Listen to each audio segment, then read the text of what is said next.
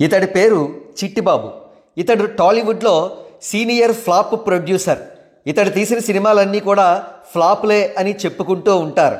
కాగా ఇతడిని చెవిలో జుట్టు చిట్టిబాబు అని కొంతమంది పిలిస్తే, మరికొంతమంది కమ్మ కులగజ్జి చిట్టిబాబు అని పిలుస్తూ ఉంటారు. టాలీవుడ్లో చక్కటి కులగజ్జి చూపించేవారిలో ఈ కమ్మగజ్జి చిట్టిబాబు ముందు వరుసలో ఉంటాడు. కాగా ఈ కులగజ్జి చిట్టిబాబు ప్రస్తుతం మెగాస్టార్ చిరంజీవి గారికి బడి ఏడుస్తున్నాడు. దీనికి కారణం చాలా సింపుల్.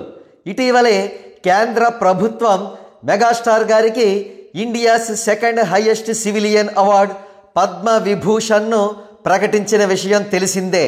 అంతే, ఆనాటి నుండి ఈ చిట్టిబాబు వివిధ మీడియా ఛానల్స్లో కనబడి గొక్క పట్టి చిరంజీవి గారికి పడి ఏడుస్తున్నాడు. అవార్డులు వస్తే మా కమ్మవారికి రావాలి కానీ నాన్ కమ్మ అయినటువంటి చిరంజీవికి రావడం ఏంటి అవార్డు అని చిట్టిబాబు ప్రశ్నిస్తున్నట్టుగా తెలుస్తోంది. At the same time Venkaiah Naidu గారికి పద్మవిభూషణ్ అవార్డు రావడం పట్ల చిట్టిబాబు హర్షాతిరేకాలు వ్యక్తం చేస్తున్నాడు. ఎస్, మా కమ్మ జాతి పరువు నిలబెట్టారు వెంకయ్య నాయుడు గారు. పద్మవిభూషణ్ అవార్డుకు వెంకయ్య నాయుడు గారు సంపూర్ణంగా అర్హులు, ఎందుకంటే ఆయన మా కమ్మవారు కాబట్టి అని చిట్టిబాబు గర్వంగా చెప్పుకుంటున్నట్టుగా తెలుస్తోంది.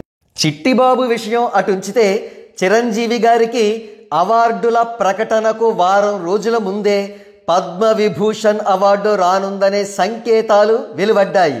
కానీ వెంకయ్య నాయుడు గారి విషయంలో అందుకు భిన్నంగా జరిగింది.